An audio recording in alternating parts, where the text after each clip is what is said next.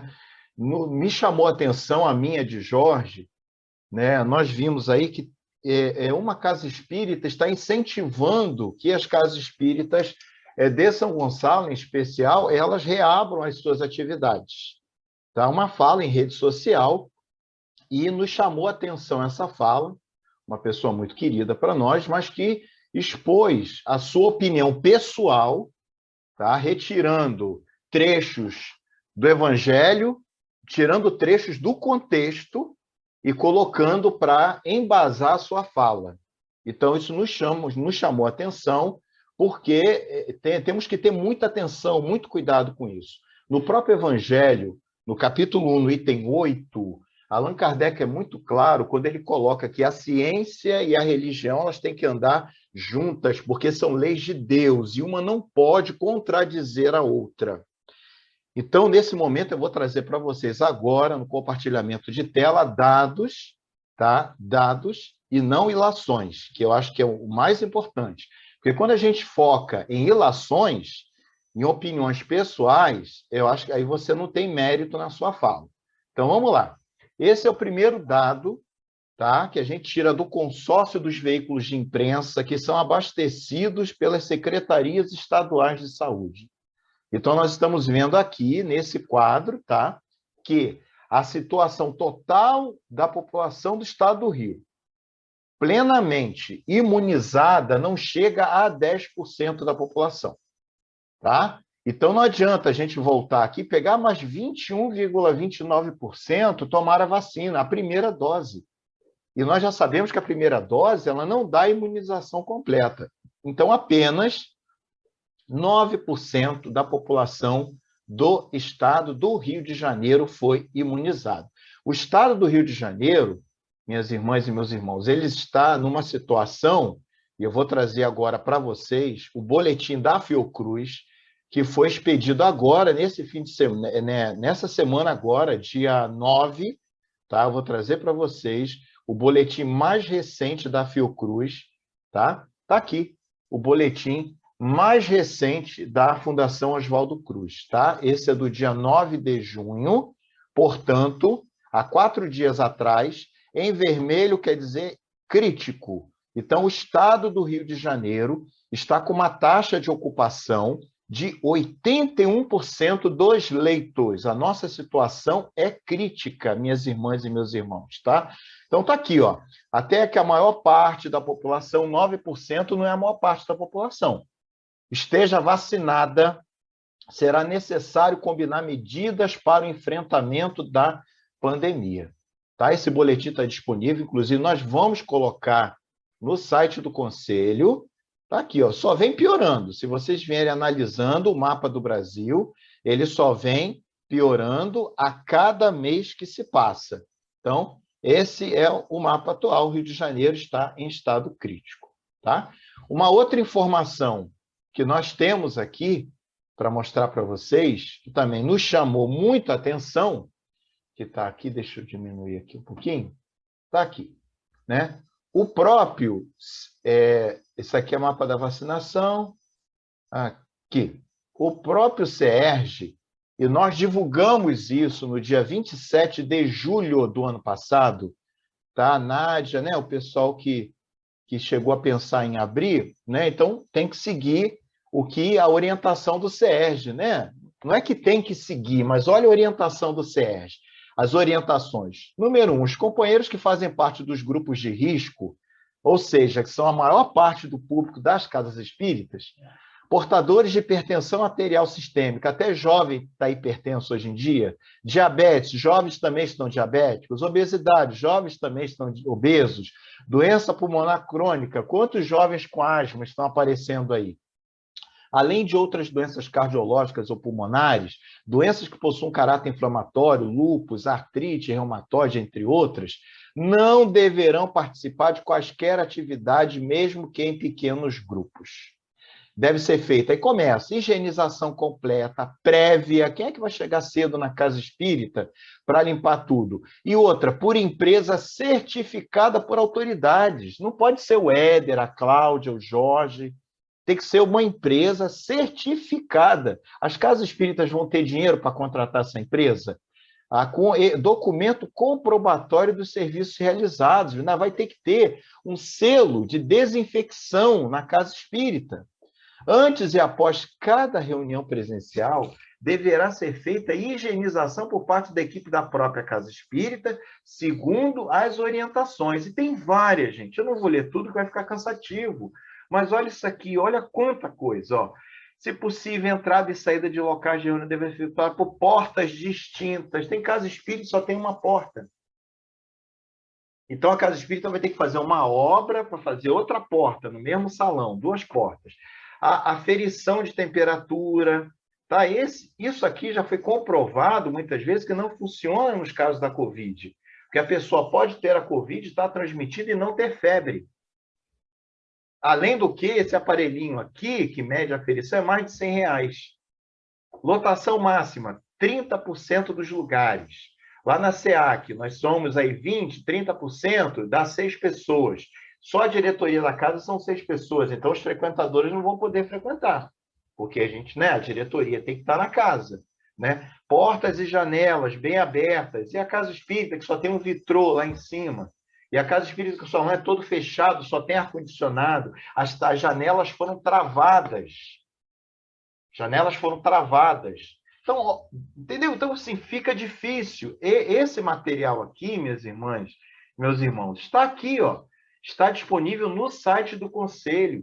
Eu sempre venho falando, deem uma olhada no site do Conselho, está tudo lá. Outra coisa que nos chama atenção, e nós alertamos isso, no dia 28 de junho, tá? Nós fizemos aqui uma outra nota do próprio CERJ, e ele coloca aqui, ó, a posição do CERJ é manter as regras de distanciamento e a suspensão das atividades presenciais, tanto as reuniões públicas, por conta da aglomeração, como as reuniões privadas, mediúnicas, pois ocorrem em salas com pouca ventilação ou sem condições de distanciamento, em geral com pessoas maiores de 60 anos ou com doenças crônicas. Nossas instituições precisarão se organizar para atender às regras para o retorno, que não são nossas, mas das autoridades. Então, a gente também veio alertando. Pedimos que nos guardemos em nossos lares, se possível, e aos idosos e demais irmãos em risco que se esforcem mais um pouco e continuem a assistir online às atividades. As instituições que desejarem suporte e capacitação para reuniões virtuais poderão encontrar com a área de comunicação. Isso aqui a gente já estava alertando lá atrás. Aí, o que a gente fez? Fomos também pegar o comunicado da Prefeitura de São Gonçalo. E aí nos chamou muito a atenção, está aqui a transcrição da nota, no Diário Oficial, do dia 10 de junho de 2020, que a Prefeitura de São Gonçalo, ela criou, nessa lei aqui, nesse decreto-lei, um termo de compromisso de responsabilidade social para o controle da pandemia decorrente do Covid-19, colocando toda a responsabilidade em novas contaminações e problemas delas ocasionar nas instituições religiosas e seus dirigentes. Então, vamos lá ao fato. A Cláudia, lá no início da fala, ela falou, e se alguém pegar, o MEI abre as suas portas, alguém pega a Covid lá no MEI, a família da pessoa, a pessoa desencarna, a família da pessoa aciona um advogado, ela foi contaminada onde? Lá na casa espírita. Ué, mas a casa espírita seguiu o protocolo? Não, não seguiu, mas ela assinou o termo. Quem é que vai ser processado?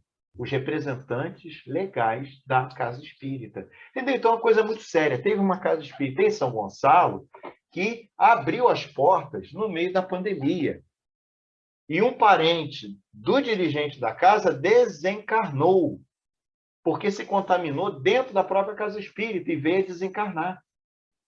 A casa espírita anunciou o retorno, voltou, a pessoa desencarnou, teve que fechar as pressas, tudo. Então, não é má vontade, não é que a gente quer que fique tudo fechado, mas a orientação que nós temos dos órgãos de saúde, minhas irmãs e meus irmãos, é que pelo menos 70%, para que nós tenhamos imunidade de rebanho com vacina, a população tem que ter 70% da população vacinada com a primeira e segunda doses. Nós só temos 9,76%. Então, não tem assim cabimento, né? E o risco é muito grande que nós abramos agora. Ah, Éder, você está trazendo notas do ano passado, então vamos trazer uma agora. Essa nota aqui é do SERJ, foi publicada, está no site do Conselho, tá? Foi publicada no dia em março, tá? Vou trazer aqui para vocês, em março de 2021. E ele diz assim: quando abriremos nossos centros espíritas? Está aqui, ó, SERJ. A resposta, de acordo com a razão, é que só haverá segurança quando as vacinas autorizadas pelos órgãos governamentais de saúde pública sejam disponibilizadas para toda a população. E não está sendo. Não está sendo. Nós estamos com atraso. Jovens, aí está a Paloma, não tomaram vacina. Quem não tem comorbidade não tomou vacina ainda. Muitos aqui nessa reunião não tomaram vacina ainda porque não chegou a idade. Já está nos prioritários. Há poucos dias que abriu para as pessoas por idade. Então está aqui, ó. Preferível aguardar do que apressar e contar entre os casos dos nossos queridos familiares, amigos e população em geral. Então, quando eu abro, né, no meio de uma pandemia, e sem toda a segurança, sem seguir os critérios, o que acontece? Eu estou colocando em risco os meus familiares. Agora é tempo de quê? Estudo online, lives para o intercâmbio do conhecimento e oportunidade. O estudo, a leitura, a oração e prática com esperança e calma até que tudo se estabilize. Não é o Éder que está falando, não é o Jorge, orientação doutrinária, não é o conselho. Isso aqui é baseado em ciência, é a Fiocruz que está falando. É a maior instituição de saúde pública da América, das Américas. Entendeu? Então, a gente tem que ter muito cuidado com isso. Todo mundo quer voltar à normalidade, todo mundo, mas a gente tem que observar isso aqui, ó, 9,76% apenas da população. Então, está aqui os dados, são tirados aqui do site da Fiocruz, a gente tem que ter esse cuidado, está aqui os boletins, e aqui no site do Conselho, está aqui, que eu sempre falo para acessarem o site do Conselho, vocês vão encontrar aqui notícias, aqui, ó. Está aqui, ó, orientações do SERJ de março, o Centro Espírita em tempos de pandemia. Que rumo de seguir? Está aqui. Assim como as casas espíritas que nos enviaram as atividades virtuais, está tudo aqui. Ó. O Nesmar, CEOB, Caminho da Luz, o Nesmar, está todo mundo aqui, a gente está divulgando. A orientação está aí, né? A liberdade também está aí para todas as casas espíritas, a gente só está aqui mostrando, olha, gente, não é o melhor momento, não é o caminho, nós estamos com dados, não estamos com ilações políticas, não estamos aqui defendendo nenhuma ideologia política, pelo contrário, estamos defendendo a ciência, e a ciência é clara, o estado do Rio de Janeiro está em estado crítico, com 81% dos leitos de UTI ocupados, então fica a cargo, né, de todos quererem seguir ou não essa recomendação. Lembrando que o município de São Gonçalo criou um decreto que responsabiliza as instituições religiosas que abram e tenham problemas na abertura com alguma contaminação. Tá? Então, aqui eu encerro. Jorge, meu amigo, você quer falar alguma coisa, né? E aí a gente passa para a Josefa depois. Só abrir seu microfone. Não, é só para corroborar, né, tudo que a gente já colocou, na realidade, essas informações nós já passamos no ano passado, né, logo assim que aconteceu a pandemia, nós já exaustivamente nós já falamos sobre isso, sobre os riscos das casas espíritas, né, sobre o risco legal, né, de serem processadas, né, independente de ter até o decreto municipal em São Gonçalo, a responsabilidade civil, que é na realidade a responsabilidade objetiva, né, aquele que promove a determinado ato, ele vai ser responsabilizado por aquilo. Então, a responsabilidade é essa. E a gente fica muito triste quando a gente vê companheiros fazendo apologia à abertura, né, principalmente das reuniões mediúnicas, como se a espiritualidade não tivesse condições de trabalharem sem os homens encarnados. Antes das casas espíritas terem reuniões mediúnicas, a espiritualidade já tratava desses casos. A espiritualidade já tratava. Não tinha centros espíritas. Como é que era feito? Não era feito. Estava esperando os homens criarem os centros espíritas. Não. Já era o tratamento. Na realidade, o trabalho já é feito. O trabalho está sendo feito. A gente pode pegar nas obras subsidiárias, André Luiz, a gente vai pegar lá em Domínios da Mediunidade, a gente vai ver lá como é feito o trabalho. No mundo maior, nós temos lá exemplo. No livro Loucura e Obsessão, Manuel Freire Miranda, nós vamos encontrar lá também. Sexo e Obsessão, nós vamos encontrar também trabalho da mediunidade, quer dizer, os espíritos trabalhando. E o médio, ele é médio toda hora. O médio, ele é médio quando está dormindo. É nesse momento, né, da emancipação da alma, naquele momento do sono, em que aqueles que têm condição de trabalharem, eles são levados para esse trabalho. E a casa espírita continua trabalhando. E a gente esquece muito do que Jesus vinha sempre nos alertando, sempre nos falando, né? Naquele encontro de Jesus com a mulher lá no Porto de Samaria, né? No Porto de Jacó, quando ele fala que onde deveria ser adorado Deus, né? No monte ou num templo em Jerusalém? E Jesus responde: mulher, haverá um dia em que Deus será adorado em espírito e verdade. Ou seja, Deus, ele está em nós. A casa espírita, como você colocou na palavra dela anterior, e antes, quando começou, que ela não sentiu nada, é porque, na realidade, Deus está dentro de nós. Jesus não veio implantar o reino de Deus fora do homem. O reino de Deus é dentro. Lembra quando ele falou?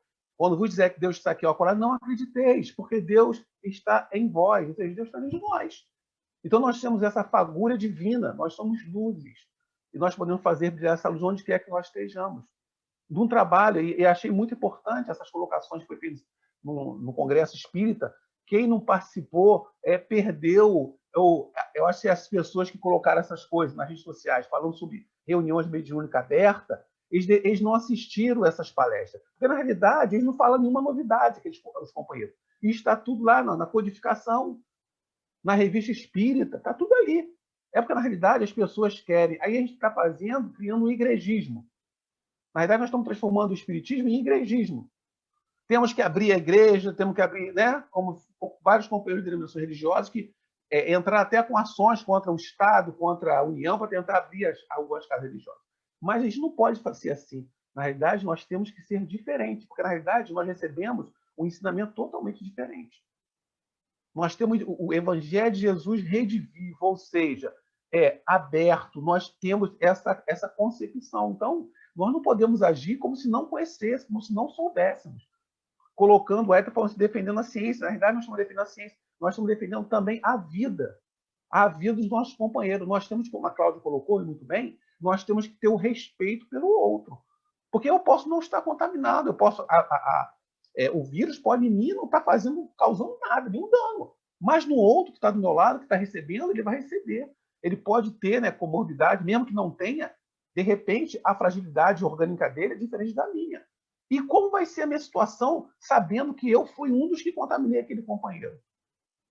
Vai ter um peso muito grande no nosso pensamento, na nossa consciência. Eu acho que a Federativa, a Federação Espírita Brasileira, as federativas estaduais, municipais, elas não impõem nada. As caras não são obrigadas a seguirem nada, né? Mas a gente está aqui como o braço da federativa, tanto do Brasil como do Estado do Rio. Nós temos que colocar para os companheiros essa situação. E foi até importante, né, a gente ter trabalhado isso ontem, né? A gente comentou isso na quinta-feira, e parece que a gente estava adivinhando, ou seja, a espiritualidade estava já preparando. As questões que surgiram, eu nem pensei que fossem questões, mas elas surgiram. Então, como que a espiritualidade trabalha?